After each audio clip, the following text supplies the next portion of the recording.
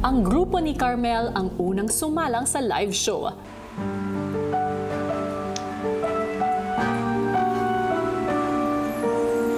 Barkada namin, may pangarap na nais abutin. Nag-start na po kuya yung music po kuya, and inalis ko na po kuya yung kaba ko kuya, and then nag-enjoy na lang po ako kuya hanggang sa matapos po yung show.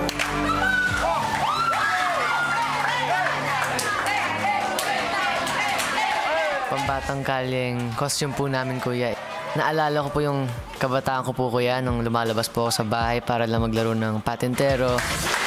Hamon sa buhay, hanggang tahanan, kaya namin yan. Si Carmel po, alam po niya yung ginagawa niya. Kitang-kita ko po sa kanya kung bakit po siya naging champion.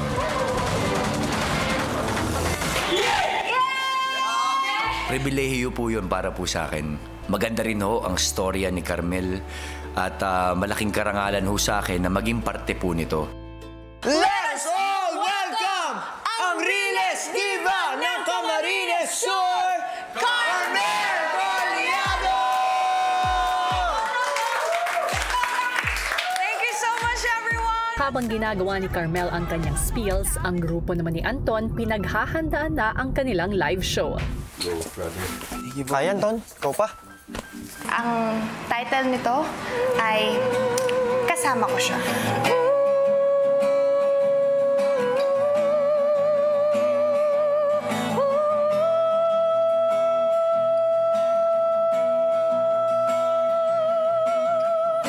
Lord Jesus Christ, thank you for the gift of talent. And thank you for the gift of life. Maraming salamat po sa blessings na binigay niyo po sa amin, lalo na sa pamilya po namin. Di ako nag-iisa, panalangin ang aking sandata, at laging pipiliin ka.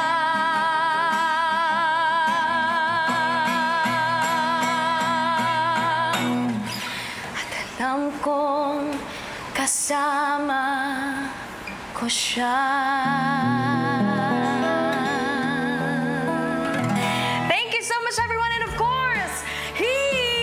Hindi po ako nakaramdam po ng pressure kanina kuya kasi parang yung tinuro po sa akin ng tatay ko, kapag meron ka pong big something na coming up, just don't think of it as a big deal pero do your best pa rin, pero don't overthink it. Hindi po ako gaanong nahirapan po kuya kasi ginagawa ko na po talaga yun sa bahay namin. Papa ko pa po yung nag-aasikaso ng camera kasi nagla-live po ako kuya sa social media po. This song is entitled Pangarap Ko'y Tagumpay. Pangarap namin imithito na gaano man loso ba yung daraan, lalaban ang buong labaw, lahat-lahat ang lalampasan, hindi titigil kailanman dahil puso ko'y may sigaw. Backup dancers po kami ni Carmel. Sobrang unexpected po nun kuya. Pinupush po talaga kami ni Carmel po kuya na isayawin.